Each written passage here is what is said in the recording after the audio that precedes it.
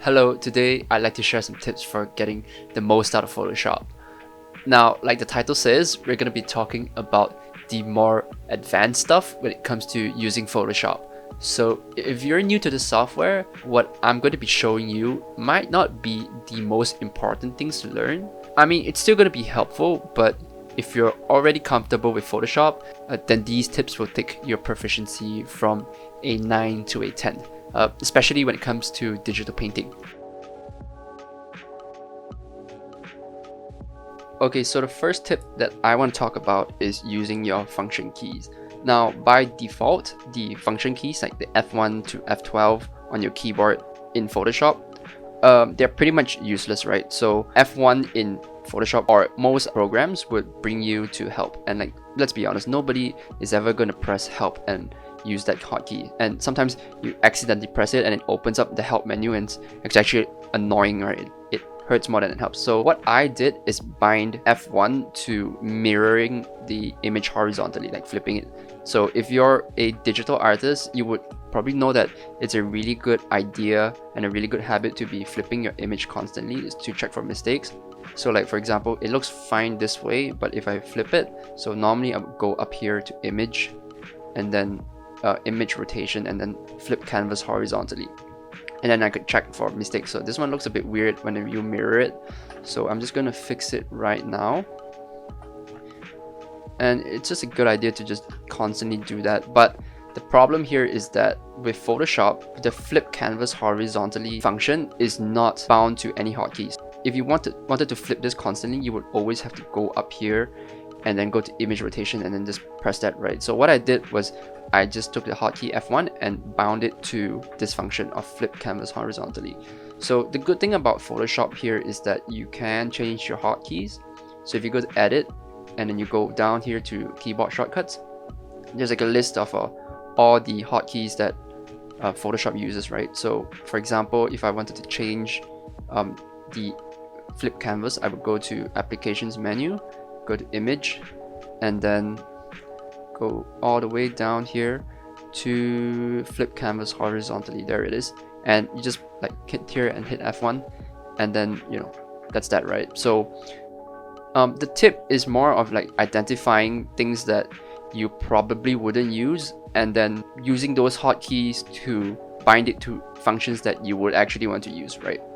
So another thing that I would use, for example, is the A key. So Photoshop by default, the A key is bound to, I think it's path selection too, and I don't use that, right? So because I'm digitally painting, I'm not using paths or anything in Photoshop, so I bound it to the smudge and blur instead. So when I'm painting and I want to just blend stuff really quickly, I can just hit A and then blend it really quickly without having to go here and click on this, right? Because there isn't a default shortcut. So I'm just gonna bind, so I bound it to A, and then now whenever I want to quickly blend stuff, it just makes life a lot easier. And these are things that I do whenever I have a fresh install of Photoshop. So whenever I'm moving into a new studio, or I have to reinstall Photoshop for whatever reason to reset it to its like default settings, then this is the first thing I do every time I get a fresh install of Photoshop. It's just to go into the menus and look at my keyboard shortcuts and then just replace them with things that I normally use. So it really is up to you. So you just have to pay attention to things that you want to use more often. And like, if you're constantly finding yourself going into the menus, clicking this, clicking that, like multiple clicks just to get that, just bind your hotkey to it, and it's just gonna make life a lot easier and your work a lot faster.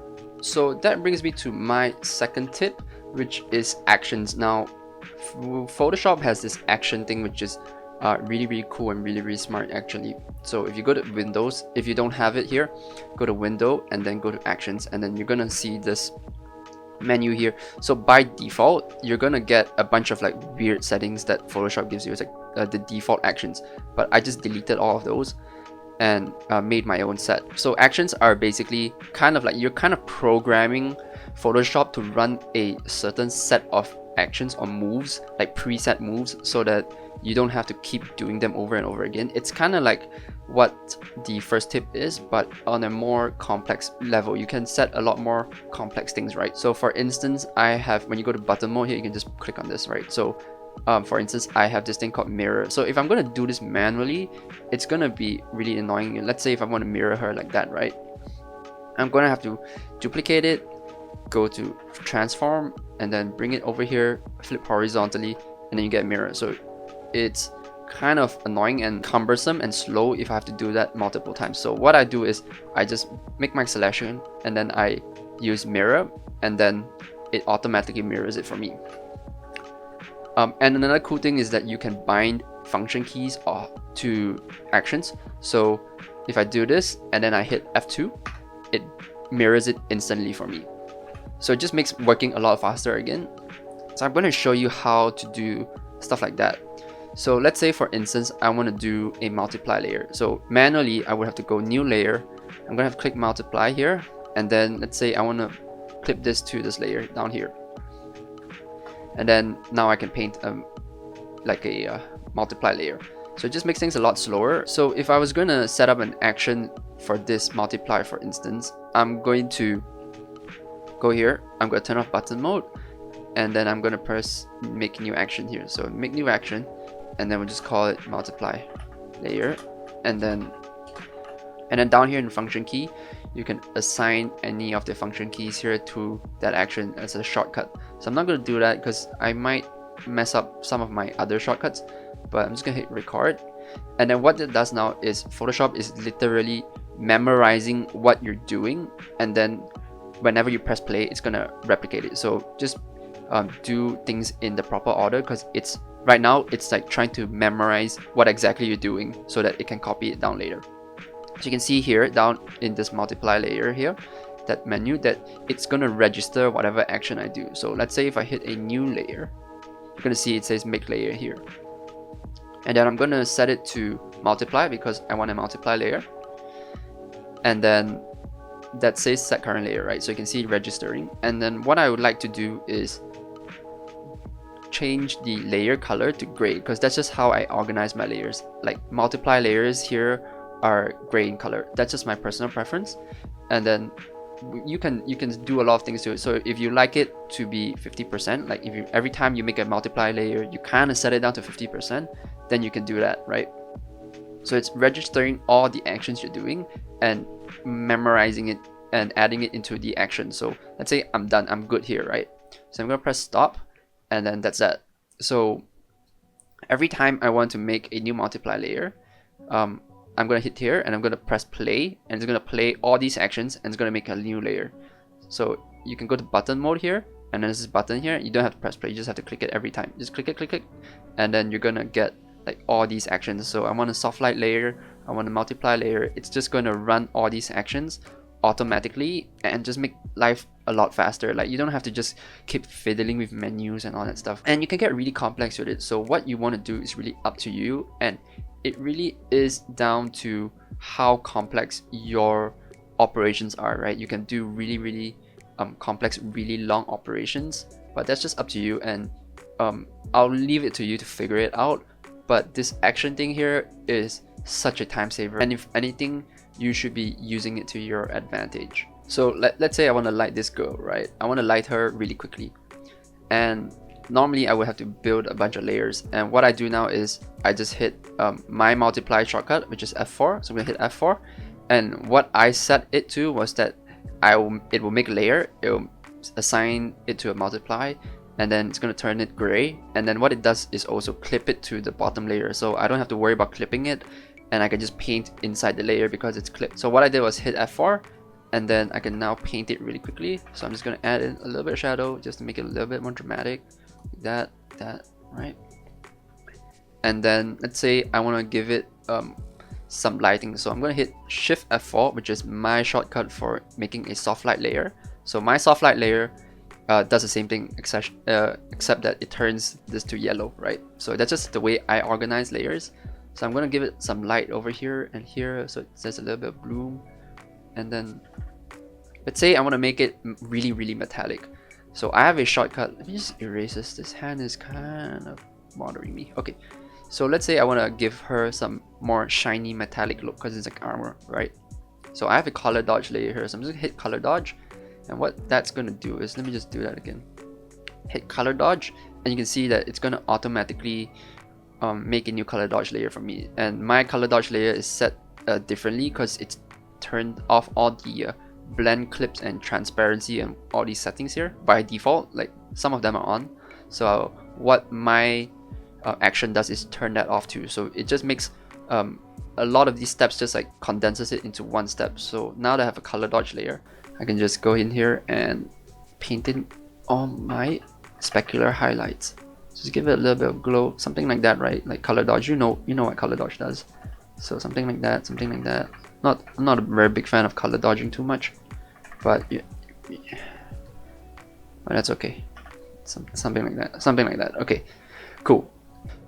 So that brings me into my third tip, which is to organize your layers. Like, guys, you gotta organize your layers. Why I have these color codes here to set each layer to a color is so that when it comes to like my layer organization, it's more easy for me to tell which is which. Like, it's fine now that I have only 4 layers, but like when you have like hundreds of layers, it's gonna make life so much easier if you can just look at what color a layer is and tell which is which. So I'm just gonna open up a bigger Photoshop file so you get an idea of what I'm talking about. So this is what I mean when I'm talking about a bigger Photoshop file. So if you see down here, I have a lot of layers in my file. It's a big painting. It's a really complex piece, right? So there's a lot of different layers going on.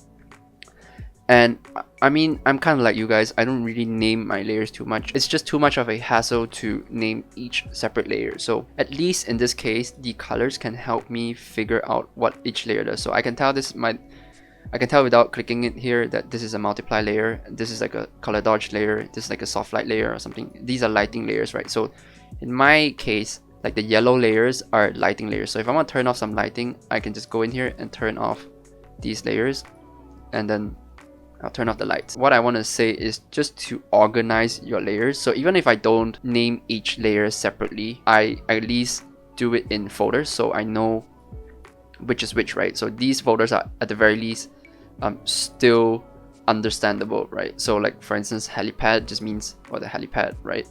And then the mall is the mall and the frog is the frog. Like I at least am organized, especially if you're working in a studio. If you're gonna pass this down to someone for whatever reason, you need to give this file to someone else to work on. Like let's say you're a 3D artist or whoever is working down the line from you.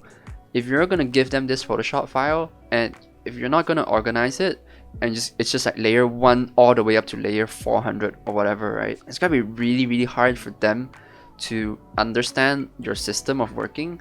It's just gonna slow down everything, and I promise you, he is gonna be cursing you under his breath. Like, or maybe not even under his breath. He's gonna be openly cursing you for not organizing your layers properly and just giving him more work than is necessary. So just organize your layers. So blue here is like fog. So if I'm going to turn off all the blue layers, I'm going to turn off all the fog in this painting. So it's good to just have a system and just be organized. And then whenever you give it to someone, or even if you're just coming back from a long time and you're revisiting the piece, it just makes it a lot easier to work on. So just organize your layers, guys. Like, name them properly. Alright, so tip number 4 is to check in black and white. So like for instance, this is a color piece, and a lot of times if you know anything about digital painting, is that it's really important to check your values in black and white to make sure that everything is in the right values. Just to check your values, that's just like basic stuff, right? So what I see a lot of people do, especially beginners who aren't working in the industry, is that they do one of two things. Either they make a color layer to set to black, like a black color layer, and then that's how they check their black and whites, right? So that's how you check values. So it's really important that if you don't know this, check in black and white whenever you can. Like, do it as often as possible, just like flipping your canvas. All you're doing is looking for mistakes, so you can see that it still reads pretty well in black and white. So sometimes when you're doing color, it can kind of confuse you, and if you just turn it on and you can check in black and white, it just makes the information a lot easier for you to process, and you can understand, okay, this is too dark, this is too light, whatever. So, but that's not the tip, that's not what I'm trying to say. So either they do this, or they make an adjustment layer for hue and saturation, and then they turn it all the way down. So there are two problems with this. Number one is that it's really inconvenient. So let's say you're working all the way down here, right? I'm going to make a new layer so I don't mess this up. And then I'm just going to be painting whatever. I'm going to be painting here, painting here, painting here. And then I want to check for black and white. And then I have to go all the way up here. Turn this on. Okay, this is too dark. I'm just going to go, all right, I'm just going to make it lighter, whatever, right? And then I'm going to go all the way back up. Turn it off. And then go all the way back down and just scroll. You can see how if you're gonna do this a lot, that it's gonna be very time consuming and kind of irritating. You just have to go back up and then turn this on and then find your layer again and then paint and then go back up, and it's just gonna be really annoying over time. So that's one of the issues. The next big problem I have with this, and this is a bit more fundamental, is that these black and white conversions aren't exactly accurate. Okay, so I'm going to do this. I'm going to turn on the color layer first in black and white, and then I'm going to turn on the hue and saturation layer. And what you're going to do is you're going to try and spot the difference and see if there's a difference in the black and white. Okay, color layer first. Okay, so that's black and white with the color layer on. Alright, so this is hue and saturation. Now, if you're paying close enough attention, you're gonna see a slight difference. Like for example, the frog here is a little bit lighter here in the color layer than in the hue and saturation layer. So what I mean is that these aren't exactly the most accurate representations of what your image looks like in black and white, right? So how do we fix that? In Photoshop, there is a function called proof setup, and by default, it's going to be set to CMYK. Now what that is for designers who are working in print, so they can check their colors between RGB space and CMYK. As digital artists, there is a better use of that function, right? How can we make it better? So if you're going to hit view here and you're going to go to proof setup and go to custom. Now device to simulate. There's a bunch of options here, and it's going to be a lot of options that Photoshop can simulate colors for. But what we're going to pay attention to is dot gain here. So I'm going to hit dot gain 15%. I'm not really sure what the difference is, but 15 or 20 works okay in my experience. So I'm going to go to 15%, set it there. Now you can see it's black and white. Now in my experience, this is one of the most accurate representations of black and white to color conversions. Now the cool thing is that by default, it's going to be set to Control Y. So whenever you're painting, you can just hit Control Y and it's going to go to black and white, and then hit it again and it's going to go back to its original color. That just makes life so much easier, and you don't have to go all the way up here, go back down, go all the way up here, go back down, turn on layer, forget where your original layer was, gonna have to look through. It's just so much faster, and on top of that, I think it's more accurate. Or in any case, I think that doesn't really matter as much as the convenience of just hitting one key press and having it change to black and white instantly. So you're going to be checking your values more often as a result of the shortcut, and it's just going to make your paintings better just because you're checking for values more often. And I cannot tell you how much time this shortcut has saved me. Okay, I'm going to jump back here for my final tip, and that is to clip masks to folders instead. So if you're familiar with digital painting, you would probably know what a clipping mask is or clipping layer is, because even other softwares like Corel or Procreate have very similar functions. So let me just do this. Okay, I'm just gonna make a layer here and I'm gonna turn this off. And if you look over here, what a clipping mask does, or clipping layer, is that it clips to the layer at the bottom. So for instance, layer 6 is now clipped to layer 5, and I can paint inside of layer 6 without coming out of layer 5. So it's basically clipped to this. So if I do this, that's what it looks like. But if I clip it to layer 5, it's going to stay within the circle or whatever I draw down in the base layer. So that's pretty basic, right? But what I didn't know for the longest time, and you might not, so I hope this is helpful, is that you can actually clip it in Photoshop. You can do this for layer groups. So say I have a bunch of stuff in here. Let's say I have this girl here, this character, and then I have another thing here. Let's say just do a sphere again.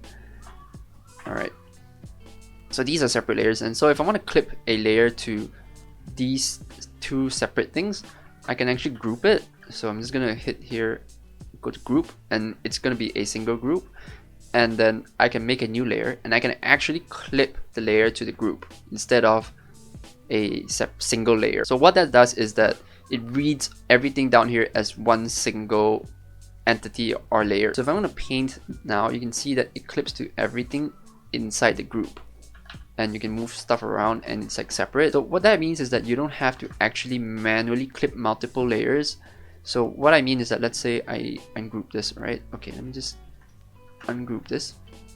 Say I want to clip it to the girl. I'm going to do this and clip it to the girl, and I'm going to have to make a separate layer and then clip it to the thing. So you're just making it a lot harder and a lot less flexible for yourself if you're going to do that. So if you want to clip things to multiple layers, just group it and then clip it to that group, and it's just a lot more convenient for you to work this way, and it streamlines your whole organization a lot more. And again, like, organize your layers. It's really important to do that. So these are the 5 tips I have for you if you're an advanced user in Photoshop.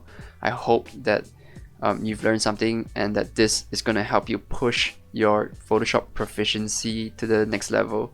If you like it. If you want to see more of these kinds of like digital tips or digital painting content in general, please let me know in the comments down below.